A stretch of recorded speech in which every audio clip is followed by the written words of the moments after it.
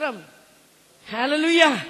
ദൈവസ്നേഹത്തിന്റെ കരുത്ത് പുറത്തു കൊണ്ടുവരാനാ ഈ ദൈവശക്തി ദൈവത്തിന് നമ്മുടെ മേൽ പകർന്നിരിക്കുന്നത്. അതുകൊണ്ടാണ് പറഞ്ഞ് നോക്കിക്കുക, വീണ്ടും ജനനം പ്രാപിച്ച് അവന്റെ വിത്തകത്ത് വീണ് അതിൽ നിന്ന് പുറത്തു വരുന്നത് പറയാണ് ജീവന്റെ പുതുക്കത്തിൽ ഇനി നടക്കും. ഇനി പഴയ മനുഷ്യനല്ല, പഴയ ജഡസ്വഭാവമല്ല, അവൻ ആത്മാവിന്റെ കരുത്തോടുകൂടെ ജീവന്റെ പുതുക്കത്തിൽ നടക്കാൻ തുടങ്ങും. ഹല്ലേലൂയ. അതുകൊണ്ട് എഫ്രൈമിനെ കുറിച്ച് പറഞ്ഞു വരുമ്പോൾ ഹോശേയിൽ കർത്താവ് പറയുന്നുണ്ട്, എഫ്രൈം മാനുഷിക കൽപ്പനകൾ അനുസരിച്ച് നടക്കാൻ അവൻ ഇഷ്ടം തോന്നിയത് കൊണ്ട് അവൻ വ്യവഹാരത്തിൽ തോറ്റവനും പീഡിതനുമായിരിക്കുന്നു. നോക്കിക്കേ, ഇന്ന് പെന്തക്കോസ് ഗോളം ഇന്ന് തകരുവാൻ കാരണം വ്യവഹാരത്തിൽ തോക്കുന്നവരാകുവാൻ, പരാജയപ്പെടുന്നവരാകുവാൻ, മുറിയട്ടെഴുന്ന പോലെ എഴയുവാൻ, പീഡിതരായി തീരുവാനുള്ള കാരണം എന്താണെന്ന് അറിയാവോ? നോക്കിയേ, മാനുഷിക കൽപ്പനകളായി ഇന്നും ദൈവത്തിന്റെ കൽപ്പന. നിങ്ങൾ തമ്മിൽ തമ്മിൽ സ്നേഹിക്കുമ്പോൾ നിങ്ങൾ എന്റെ ശിഷ്യന്മാരെന്ന് ലോകമറിയുമെന്ന് പറഞ്ഞ കർത്താവ്, നിങ്ങൾ ഒരുവൻ എന്നെ അനുഗമിക്കാൻ ഇച്ഛിക്കുന്നുവെങ്കിൽ അവൻ തന്നെത്താൻ ത്യജിച്ച് എന്റെ ക്രൂശ് എടുത്ത് എന്നെ അനുഗമിക്കണമെന്ന് പറഞ്ഞ ആ കർത്താവിന്റെ ശിഷ്യത്വം ഇന്ന് വെളിപ്പെടാതിരിക്കുന്നതിന്റെ കാരണം എന്താ?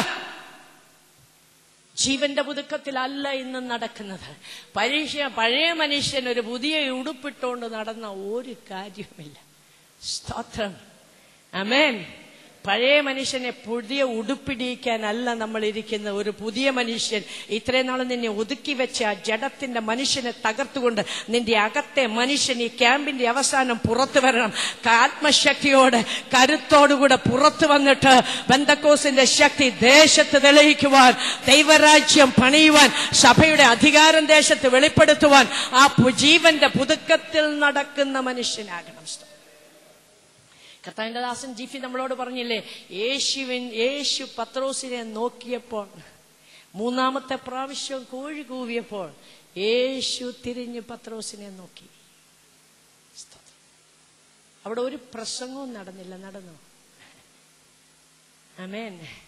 അവിടെ ഒരു ഓൾട്ടർ കോൾ നടന്നില്ല.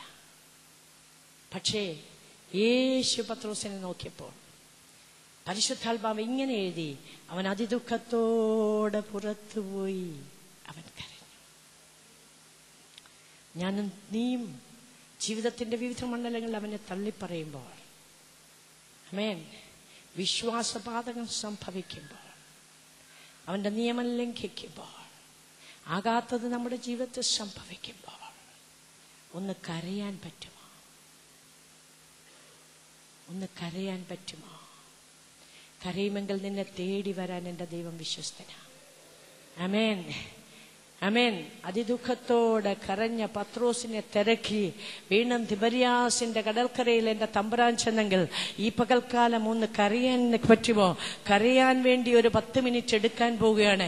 കഴിഞ്ഞ നാളുകളിൽ അവനെ തള്ളിപ്പറഞ്ഞ മണ്ഡലങ്ങൾ, ജീവിതത്തിൽ വിശ്വാസപാതകം സംഭവിച്ച മണ്ഡലങ്ങൾ, ദൈവഹിതമല്ലാത്തതിന് കൈനീട്ടിയ മണ്ഡലങ്ങൾ, പലപ്പോഴും നോക്കിക്കെ നിയമത്തെ ലംഘിച്ചുകൊണ്ട് പിന്നെയും മനസാക്ഷി തഴമ്പിച്ചവരെ പോലെ നാം ഓടി ചാടി പ്രസംഗിച്ചു, കൈയടിച്ചു, ഇതെല്ലാം ചെയ്യുമ്പോഴും നമ്മുടെ മനസാക്ഷി, പരമാർത്ഥ മനസ്സിനെ ഒന്ന് തൊട്ടുണർത്താൻ കഴിയുമോ?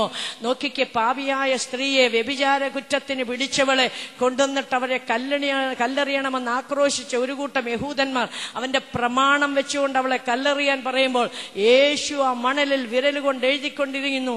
നോക്കിക്കെ, അവർ തലയുയർത്തി, നിങ്ങളിൽ പാപമില്ലാത്തവർ ഇവളെ ഒന്നാമതെറിയട്ടെ എന്ന് പറഞ്ഞിട്ട് പിന്നെയും യേശു തലയുയർത്തി നോക്കിയപ്പോൾ യേശുവും ആ സ്ത്രീയും മാത്രം ശേഷിച്ചെന്ന് പറയുമ്പോൾ ഒന്നോർത്തോണം, ആ ഒരൊറ്റ വാക്ക് കേട്ടിട്ട് അവന്റെ ആ ശബ്ദത്തിന്റെ മുമ്പിൽ ആ മണലിൽ കൂടെ ഓടിയ അവന്റെ വിരലുകൾ ഇവരുടെ പരമാർത്ഥ മനസ്സിനെ തൊട്ടുണർത്തിയപ്പോൾ, പാപമില്ലാത്തവൻ എറിയട്ടെന്ന് പറഞ്ഞപ്പോൾ അവനവന്റെ പാപം സമ്മതിച്ചുകൊണ്ട് കല്ല് താഴെയിട്ട് പോയ ഒരു കൂട്ടത്തെ അവിടെ കാണുന്നെങ്കിൽ രാത്രി കേൾക്കുന്ന ശബ്ദത്തിൽ നോക്കിക്കെ, നമ്മുടെ ജീവിതത്തിൽ നമ്മുടെ പരമാർത്ഥ മനസ്സിനെ അവനൊന്ന് തൊട്ടുണർത്താൻ, അവന്റെ ശബ്ദത്തിന് കാതുകൊടുക്കാൻ ഈ പകൽക്കാലം നമുക്ക് മനസ്സുണ്ടോ? ആമേൻ. ഒരഗ്നി ഇവിടെ ഇറങ്ങും. ദൈവത്തിന്റെ ആലോചനയാണ്. ഒരു കൂട്ടത്തെ ദൈവം എഴുന്നേൽപ്പിക്കും. ദൈവത്തിന്റെ ആലോചന. ആത്മീയ കരുത്തന്മാരെ ദൈവം ഇതിൽ നിന്ന് എടുക്കും. ദൈവം ശക്തന്മാരെ എഴുന്നേൽപ്പിക്കും. ദൈവത്തിന്റെ ആലോചന കേട്ടിട്ടാണ് ഈ അടൂരിന്റെ പ്രദേശത്ത് ഈ ക്യാമ്പ് ക്രമീകരിച്ചിരിക്കുന്നത്. പക്ഷെ അത് സംഭവിക്കുന്നതിന് മുമ്പ് നമ്മുടെ പരമാർത്ഥ മനസ്സിനെ ഈ ശബ്ദത്തിനൊന്ന് തൊട്ടുണർത്താൻ കഴിയുമോ? ഈ രാത്രി, ഈ പകൽക്കാലം ഈ ശബ്ദത്തിന്റെ മുമ്പിൽ നമ്മുടെ ജീവിതത്തിൽ വന്നുപോയ പാളിച്ചകൾ അവന്റെ മുമ്പിൽ ഒന്ന് ഏറ്റുപറയാൻ തയ്യാറാകുമോ? അതോ പിന്നെയും പഴി പറഞ്ഞു കിടക്കുകയാണോ? 38 വർഷം കിടന്നവൻ പഴി പറഞ്ഞു കിടന്നപ്പോൾ തമ്പുരാൻ ഒറ്റക്കാര്യമേ ചോദിച്ചുള്ളൂ, നിനക്ക് മനസ്സുണ്ടോ? ആമേൻ. ഏൽപ്പിച്ചു കൊടുക്കാൻ മനസ്സുണ്ടോ? ഒന്ന് കരയാൻ മനസ്സുണ്ടോ? ആമേൻ. ഒന്ന് കരയാൻ. ഈ പകൽക്കാലം ഒരു 10 മിനിറ്റ് ഒന്ന് കരയാൻ. പാളിച്ച വന്ന മണ്ഡലങ്ങളെ എടുത്തു നോക്കി, തെറ്റിപ്പോയി കർത്താവേ, അപ്പാ ഞാൻ തെറ്റിപ്പോയി, ഞാൻ സ്വർഗത്തോട് നിന്നോട് ഞാൻ പാപം ചെയ്തുവെന്ന് പറഞ്ഞ് പറയുവാൻ, ഞാൻ എന്റെ അകൃത്യങ്ങളെ നിന്നോട് അറിയിക്കുമെന്ന് പറഞ്ഞപ്പോൾ നീ എന്റെ പാപത്തിന്റെ കുറ്റങ്ങളെ എനിക്ക് ക്ഷമിച്ചു തന്നെന്നുള്ള തിരുവഴുത്ത് സ്വർഗത്തിൽ നോക്കിക്ക് എന്നേക്കും സ്ഥിരമായിരിക്കുന്നതാണെങ്കിൽ ഈ പകൽക്കാലം ഒന്ന് ഏറ്റു പറയുമെങ്കിൽ നോക്കിക്കേ, അത് മോചിക്കുക മാത്രമല്ല, അത് പുതിയ മണ്ഡലത്തിലേക്ക് നിന്നെ ഉയർത്താൻ ദൈവം വിശ്വസ്തനാ. ആരും നമ്മുടെ തലേ കൈവച്ച് ആലോചന പറയണ്ട. ദൈവത്തിന്റെ ആത്മാവ് ഈ പകൽക്കാലം വാദിച്ചു കൊണ്ടിരിക്കുമ്പോൾ എവിടെയാ പാളിപ്പോയത്? സംസാരത്തിലാണോ? പെരുമാറ്റത്തിലാണോ? കൊടുക്കവാങ്ങലുകളിലാണോ? എവിടെയാ നമ്മുടെ ജീവിതത്തിന്റെ ഏത് മണ്ഡലത്തിൽ നാം തകർന്നെന്ന് ഓർത്തൊന്ന് കരയാനുള്ള പരിശുദ്ധാത്മാ നമ്മെ ഒന്ന് തൊടാൻ, ഒന്ന് സ്പർശിക്കാൻ, കണ്ണുനീര് ധാരധാരയായി നമ്മുടെ കണ്ണിൽ നിന്ന് ഒഴുകാൻ.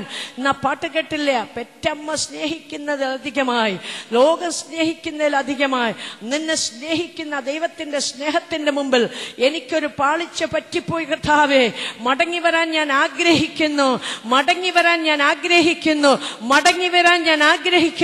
നീ ആഗ്രഹിക്കുന്ന മണ്ഡലത്തിലേക്ക് നീ എന്നെ വിളിക്കത്തവണ്ണം, എന്റെ തെരഞ്ഞെടുപ്പിനൊത്തവണ്ണം നിന്നെ നോക്കിക്കേ ഞാൻ വരാൻ ആഗ്രഹിക്കുന്നെന്ന് പറയുവാൻ, ഒന്ന് കരയാൻ ഈ പകൽ മനസ്സുണ്ടോ? ഭർത്താവ് എന്ത് ചെയ്തെന്നുള്ളത് വിഷയമല്ല, സഹോദരന്മാരെന്ത് ചെയ്തെന്നുള്ള വിഷയമല്ല, ഭാര്യ എന്ത് ചെയ്തെന്നുള്ളത് വിഷയമല്ല. എവിടെയാ നിനക്ക് എവിടെയാ ലംഘനം?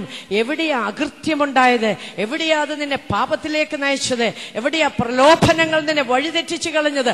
നിന്റെ വിഷയം ദൈവത്തോടൊന്ന് ഏറ്റുപറയാൻ നിനക്ക് ഈ പകൽക്കാലം മനസ്സുണ്ടോ? ഹോശേയുടെ പുസ്തകത്തിൽ ഇങ്ങനെ പറഞ്ഞു, അവർ തങ്ങളുടെ കുറ്റങ്ങളെ ഏറ്റുപറഞ്ഞ് എന്റെ മുഖം അന്വേഷിക്കുവോളം ഞാൻ ഇരിക്കുന്നിടത്ത് തന്നെ ഇരിക്കും.